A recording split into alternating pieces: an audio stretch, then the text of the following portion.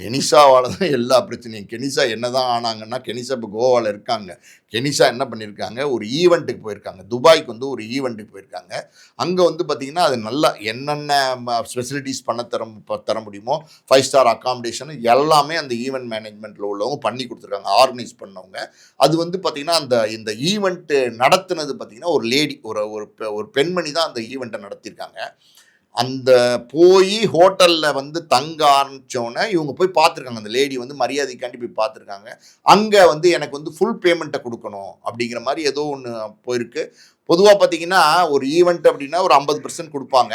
Event முடியணும். முடிஞ்சா தான் இன்னொரு 50% குடுப்பாங்க. இப்படி தான் எல்லா அக்ரீமெண்ட்ஸும் இருக்கும். அவங்க சொல்லியிருக்காங்க, அக்ரீமெண்ட் அப்படி தானங்க போட்டிருக்கோம். 50, 50 தானே போட்டிருக்கோம்னா, இல்ல ஃபுல் பேமெண்ட் குடுத்தா தான் நான் ஈவென்ட்க்கு வருவேன் அப்படிங்கிற மாரி சொல்ல, அவங்க வந்து இது எப்படிங்க சரியா வரும்னு சொல்ல, இவங்க 2 பேருக்குள்ள கைகலப்பே நடந்து போச்சு. அடிதடியே நடந்து போச்சு. அந்த பெண்ண வந்து இவங்க அடிக்க போகன்னு கச்சா முச்சான்னு கெட்ட வார்த்தையில பேசி, ரொம்ப அன்ஃபில்தி வேர்ட்ஸ்ன்னு சொல்லுவாங்கல்ல. தகாத வார்த்தையெல்லாம் சொல்லி உங்க மாரி அந்த பெண்ண வந்து காயப்படுத்திட்டாங்க. மனதளவுல வந்து காயப்படுத்திட்டாங்க. கைகலப்பாயி போச்சு.